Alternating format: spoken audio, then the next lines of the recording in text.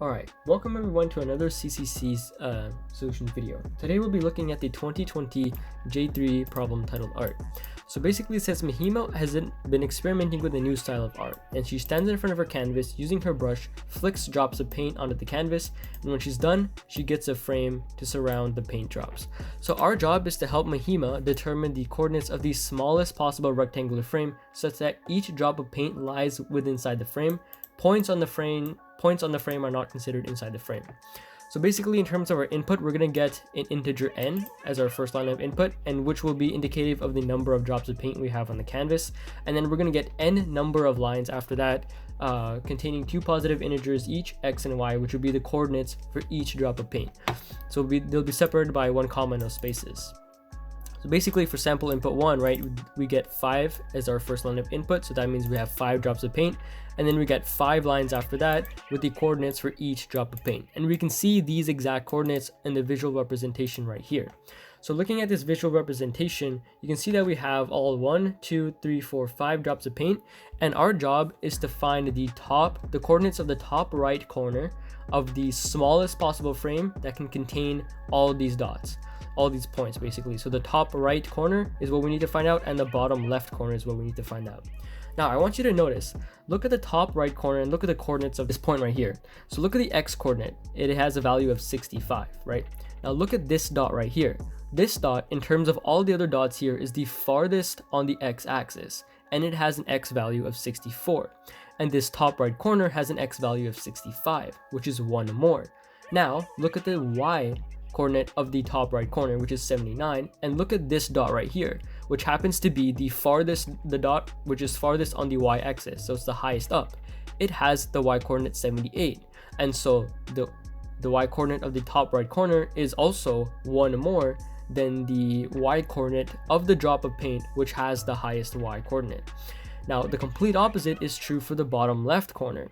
So look at the x coordinate of the bottom left corner right here, which is 23, and then look at this point right here.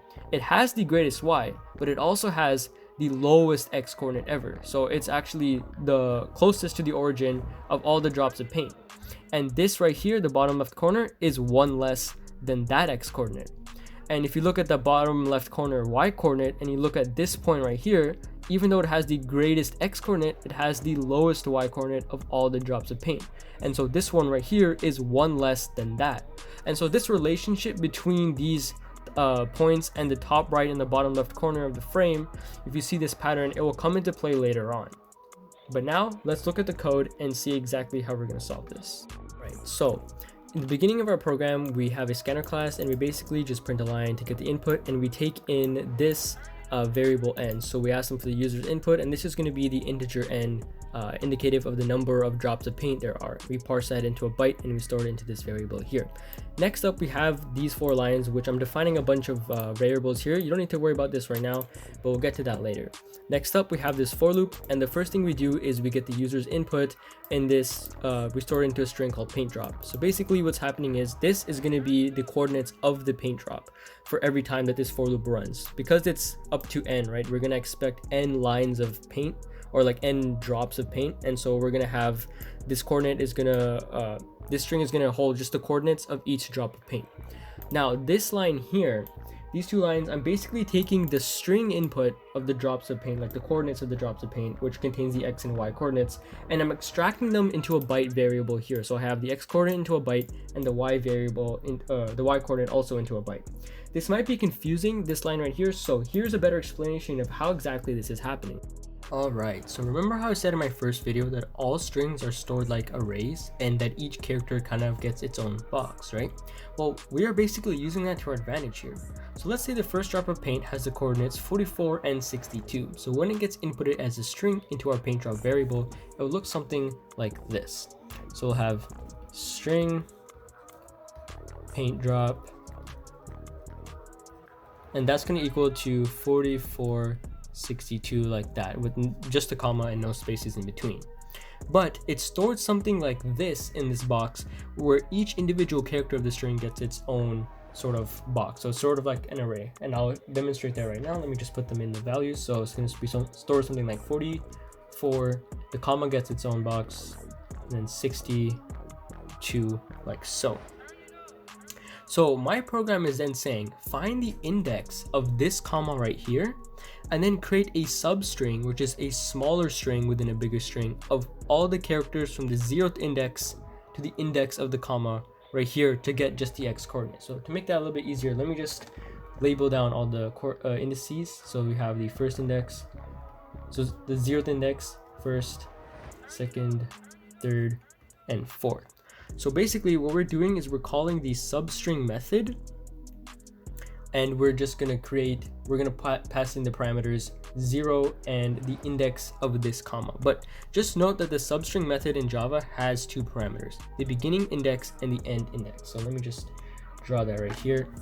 So the substring method right here in Java, well, it can have two. Usually it has two, but we'll talk about the other exceptions later. So basically what the substring method does, it has a beginning index. So we just call that B index. And then it also has an end index. So we'll just call that E index. Okay. And what it does, it creates the substring from the specified beginning index, but it will end at the end index minus 1th index of the actual string. So minus 1. So for example, if we have the string hello world, like so, right, and we call the substring method, and we say something like substring, my bad for the terrible spelling, 0 and 4. What it's going to be doing is it's going to make a smaller string starting from this index, the 0, but it will go all the way up to the end index that we specify minus 1. So it will make a substring of hello world with the first 4 indices. So basically, I'll show you that right now. We go right here, let me change the color. So it's going to go to the 0th index. It will include this one, then the first, second, and then third. Because it's going to take, it says 4th, but it will actually go 4 minus 1, so 3. And then it will, in the end, they're just going to return the string. The substring will be hell. And I probably could have chosen a much better example, but you guys get the point.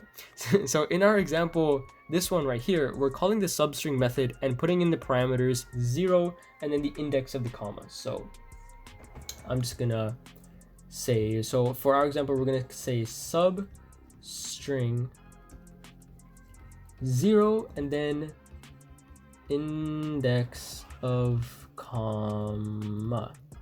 And so basically what it's going to do is going to always start at the index of the comma, right?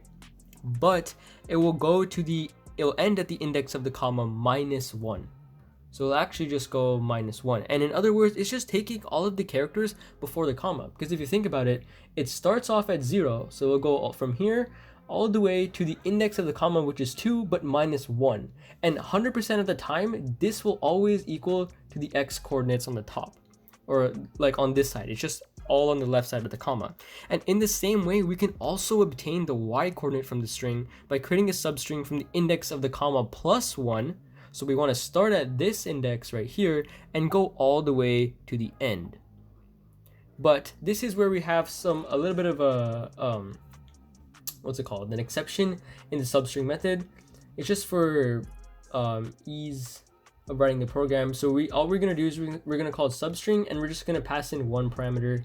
Actually not 0, my bad. It's gonna be the index of comma and then plus 1. So it's gonna start at the index of the comma plus 1, which will always be the first digit, or like the 10th digit or the 100th digit, whatever. It'll be one of the digits of the y coordinate. And because we're only passing in one parameter, once it detects that there's only one parameter in here, it's gonna go to the end of the string automatically, and that's exactly what we want it to do. So we don't have to put in like comma end of string. It's just gonna start at the specified string and go all the way to the end. And so this way, we're now not only getting the x, but we're also getting the y coordinates. My bad, let me just fix that real quick. This y coordinate right here. And so all the 100% of the time, this will work getting all the x coordinates from the left side of the comma, and then all the y coordinates from the right side of the comma. And because this technique is based off of the location of the comma in the string, x and y can both be either 1, 2, or 3 digits. Because if you remember, they said x is going to be I believe it was it's going to be a positive number and it's going to be less than or equal to 100. So x could be something like, it could be 3, right? X could be 3, or it could be 12, or it could be 100, right? And same thing for y as well. Like y could also equal that as well. So I'll just put equals y. This just a possibility, right? So this will always ensure that we get x and y no matter what their length are. And now that we understand basically how the x and y coordinates are being extracted from the string, we can move on to the next part of our program. Alright, so the next part right here where I do this sort of comparison might be a little bit complicated because it requires you to understand like the whole reason why I defined all of these variables right here. So let me use what I believe is a very cool analogy. Alright, so I want you to imagine a little game of King's Court. Okay, so here we have our King's Court right here, and we have 5 basketball players, which we'll name A, B, C, D, and E. Okay, we want to find out which of these bunch is the best player. And basically right now, currently player A, so I'll just put him in blue right here. Player A has been given the title of King's Court right now, but we know that he's the worst player of the bunch. So we can just assume that he's the worst player of the bunch, but somehow he's been given the title King of the King's Court. Okay, and this is going to help us a lot in determining which of B, C, D, E, so which of these guys here, so who is the best. Okay, and here's exactly how we're going to do this. So the first thing we're going to do is we're going to put player A in a match with player B. So basically you're just going to say player A versus, and player B comes in right here, and boom. Now, because we know that player A is the worst player of the bunch, player B will win the match and become the new king of the King's Court. So what I can do now is just get rid of player A right here, because we know that player B 100% of the time he's going to win. And so I'll just cross out player A. Now we put player B in the match with player C.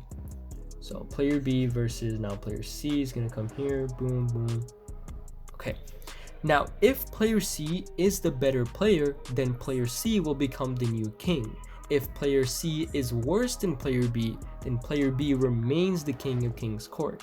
And basically this whole process with all the remaining players, to sort of battle, right, is going to help us in the end determine who's the best player. Because in the end, the best player is 100% of the time going to be the king of the King's Court. The best player is going to win all the battles. And so the exact same thing is happening with the program, and I'm about to show you that right now. Alright, so we can kind of think of it this way. So currently the king of King's Court is this max x variable right here, just for this example. And so the title we've given it is max x, but you can kind of think of this as the king of the King's Court. But we've given it the least possible value to begin with, and so you can kind of think of this as the worst player in King's Court, or player A. And so the first time that I compare x to this max x variable from the x that I'll get from this string, we know that it's going to be 100% of the time it's going to be greater, or it's going to pass this condition, and max x will become this new x variable, or they'll have the same value as this new x variable, the x coordinate, sorry. But when this condition runs again, the new x coordinate is being compared to the new max x coordinate, and only if it is greater than the max x will max x become x. And just like in King's Court, in the end we know that the max x variable will have the value of the greatest possible x coordinate that comes across it. And in the same sort of principles apply for the max y variables. And so in the end, out of all the paint drops, max x will have the greatest possible x value, and max y will have the greatest possible y value. But for the min x and min y, the minimum x and minimum y you probably see right here, it's just the complete opposite. So the king of King's Court now starts off with the best player. For min x it's 100, and for min y it's also 100, or in this case the greatest value. And only if the new x and y coordinates are less than the greatest, or less than the minimum x and the minimum y variables, will min x and min y become x and y respectively, right? And we know this is gonna run, it's obviously gonna this condition is going to pass the first time because x can't be greater than this. It's always going to be less than 100. And so in the end, just like King's Court, just in the inverse way, we're always going to end up minimum x will always be 100% of the time the least possible value for the x and the least possible value for the y coordinate of all the paint drops. Alright, and so to finish off the problem, we just print out the coordinates of the top right corner right here, which is just happens to be at the bottom, sorry, and the bottom left corner, which we print out first. And you can see here the pattern that I mentioned before, right? We're just taking the minimum x, the least possible x coordinate for all of the paint drops, and we're subtracting 1, and we're putting that as our x coordinate for the bottom left corner, and the same thing for the minimum y. And then for the top right corner, we're just doing the opposite with the greatest possible x and the greatest possible y of all the paint drops. And we can actually test this out with a sample input. So if I just click run right here, should get this window, and we can paste in the input I already had copied, and boom, we get the actual coordinates, the expected coordinates for the sample input 1. And yeah, so I hope you guys enjoy the problem as much as I did. I guess that concludes it for now, and it's really interesting. I liked it a lot, and I guess I'll see you guys in the next one. Peace.